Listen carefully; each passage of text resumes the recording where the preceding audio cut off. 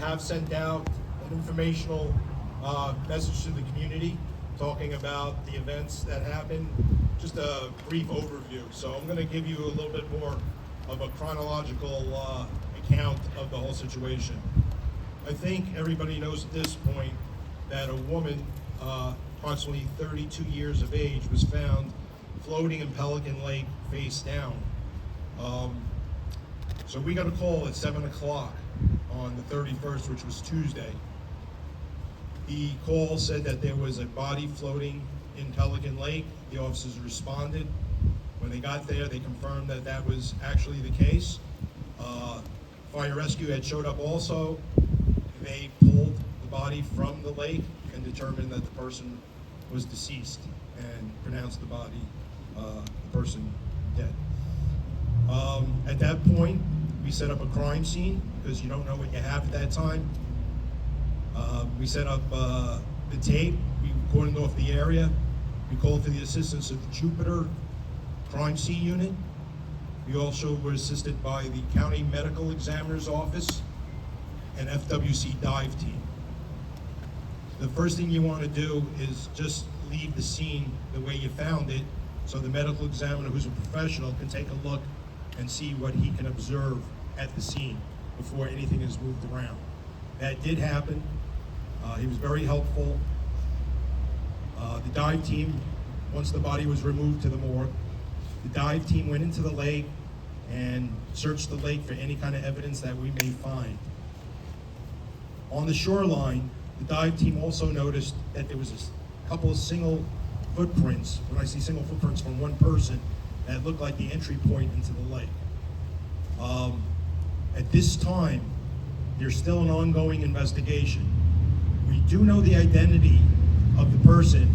However, it's not pertinent to this case, and because of the request of the family, we're not going to release the name at this time. There's a lot of stuff on social media. It will be a public record at some point when the investigation's over, but it's not pertinent to the outcome of this case. All indications are that this is at best an accident, but what we suspect was it was self-inflicted.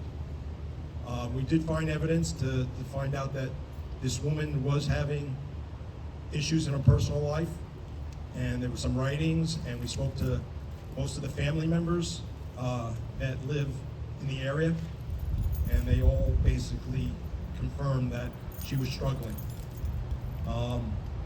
As far as there was a backpack found on Sunday, 2 days before she was found, and that was found in Juno Villas and turned in as lost property. And that did belong to the young woman that was found in the lake.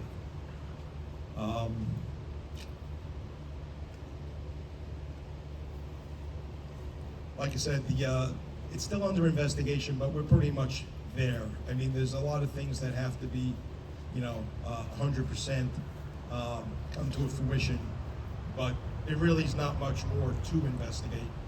The family's been notified, and again, we're doing this just to clarify. We've read on social media everything from, this was caused by aliens to, what actually happened. And it's a very sad time, and we feel for the family. My condolences go out to the family if they happen to be, watching the news tonight. It's very sad circumstance. So with that, part of this was to explain exactly what we found, what we determined, what we investigated, and to take questions to clarify anybody's curiosity within limits, of course. Yes, Andy.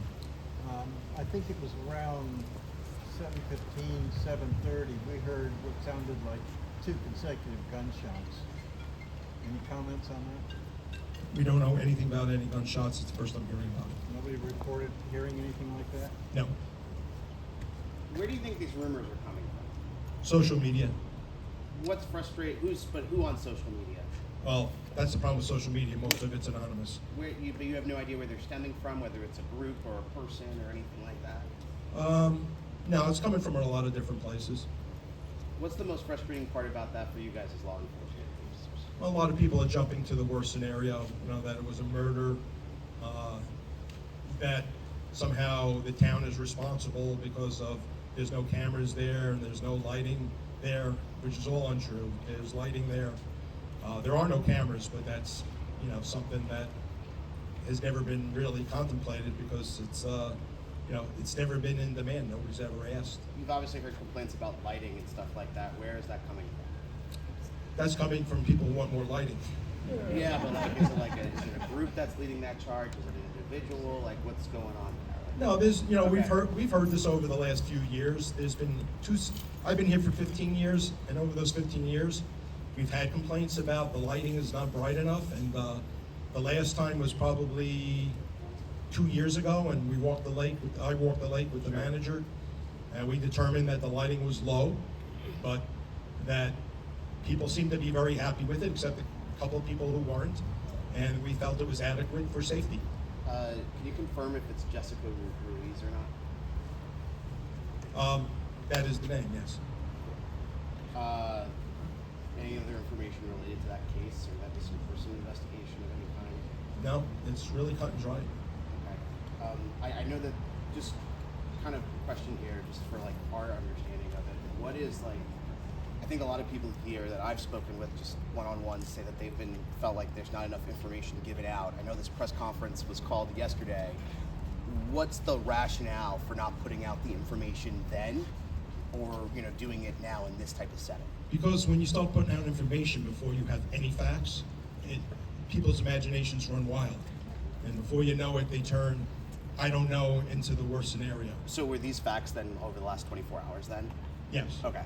Yes. Chief, can you just talk about the help that you guys got from those nearby agencies and that teamwork that went into this investigation? Yeah, I'd like to say, fortunately, we have a very good thing going on in the north end of the county. We have a very close relationship with all the northern police departments. Obviously, the county is a good partner. FWC, which is a state organization, and we have this all the time on multiple cases and cooperation. So there is a great amount of cooperation in the north end of the county, and we work hard at that. We meet a lot with other chiefs and other detectives, and it's not something that happens by accident. Law enforcement in Palm Beach County, especially on the north end, is very well coordinated. Yes. When was the backpack found? The backpack was found on Sunday afternoon. And where did it go after it was found? It was given to us, and then we voucher it as lost property, found property actually. Was And there then we investigate, you know, try to investigate where it came from. And was there any ID in the backpack? Yes, And to the person that was mentioned. did you attempt to call them or contact them? Hold on, I'll. We made numerous attempts as documented in the police report to contact the party. Numerous attempts were made to contact. Obviously, the person who left it was not available. She had no phone with her, and there was a phone at her home with her car. Thank you. Yes, ma'am. So I just want to be clear about this. A despondent woman walked from someplace to Pelican Lake and walked herself into the water at some time between the evening and 7 o'clock to which she was found. Was she under the influence, or there were no other things? You're confirming that this was a suicide? I did not confirm that. I said it was suspected. A suspected suicide? Yes. Okay. And we don't know exactly what time So she this entered is the the water. third suicide that we've had around Pelican Lake. 2 that I know about. There's been 3. Okay. So, I mean, wouldn't it be where were the police at this time? Where were the police at this time? Patrolling Juno Beach. Where? Couldn't tell you. Do you think it would be beneficial to have on foot patrol around the lake? No. Are they doing an autopsy on her? Yes, they're doing an autopsy. They're going to find out toxicology to see if there was any, you know, substances involved. Do you believe it at this point, or suspected, or anything like that, or like is there anything in the bag? I find from my experience it's very common that people who are in that frame of mind are usually on something. But nothing in the whether bag would drugs or suggest alcohol. that or something like that. Nothing that we found Okay. so far would lead to that. Yes, sir. Thank you, appreciate it. Thank you.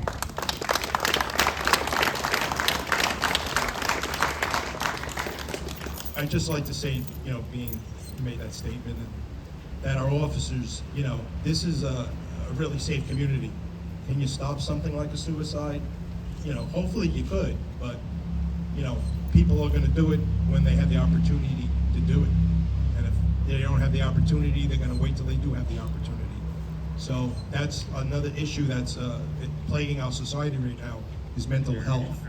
And until we can better address that, there's very little we can do about situations like this. But you're saying it's a suspected suicide. It might not be a suicide, and then if that's the case, then that needs to be addressed in a different way, I presume. If it's not a suicide, then I would suspect it was an accident. And I don't know what we can do about that either. Does anybody else have a question? Yes, sir.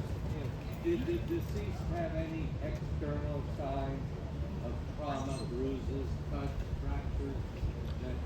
No, and that's why, again, from the medical examiner and his investigation, that's why we don't suspect foul play. There was no other indications of a struggle.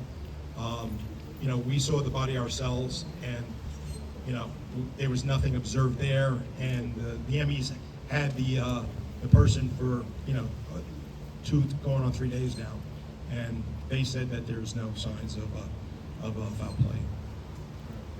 You're welcome. Follow-up question. Is there an ongoing concern about people that are transient and look like they're visiting or don't have another place to go, that occasionally we see during the daylight hours, because I walk here every day in the daylight, that occasionally are sleeping on benches and not causing troubles, but is that something we should share with the police or the county office here, or nothing? Yeah, I would like the community to let us know when they have a situation like that, because we do get calls. The first thing we do, first of all, if they're sleeping on a bench, they're actually in violation of state law now, and we did have an ordinance for that even before the state law took effect. But the bigger picture is these are homeless people who, a lot of them need help.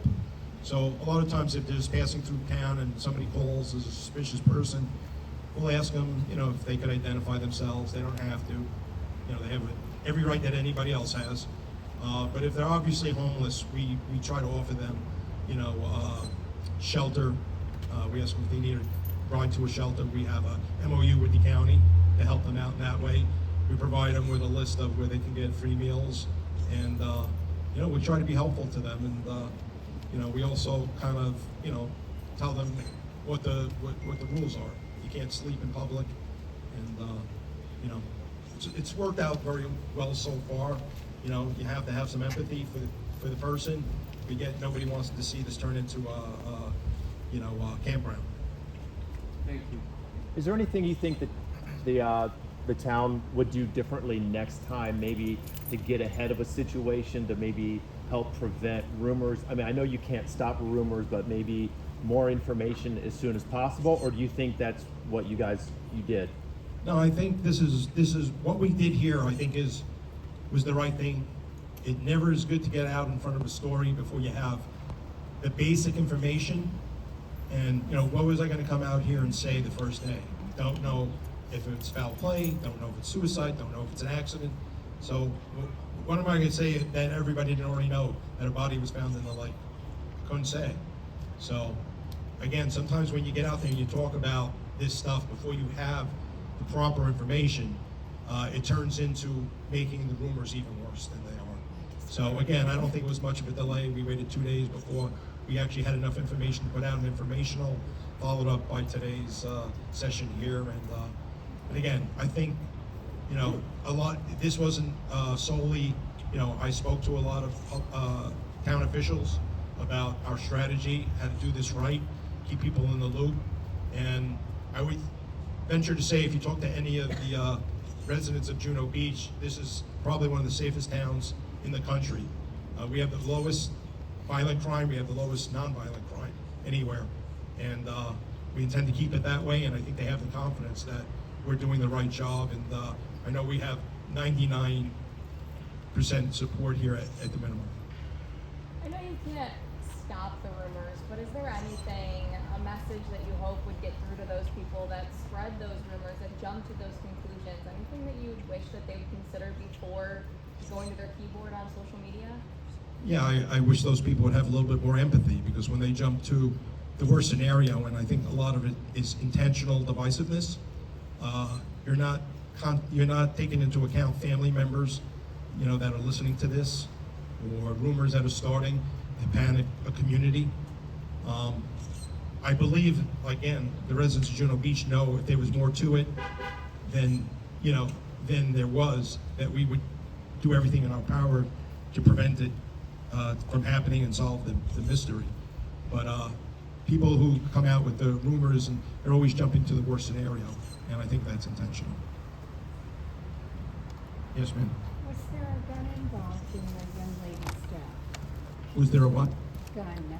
No, No. no. The official cause of death was drowning. Anybody else?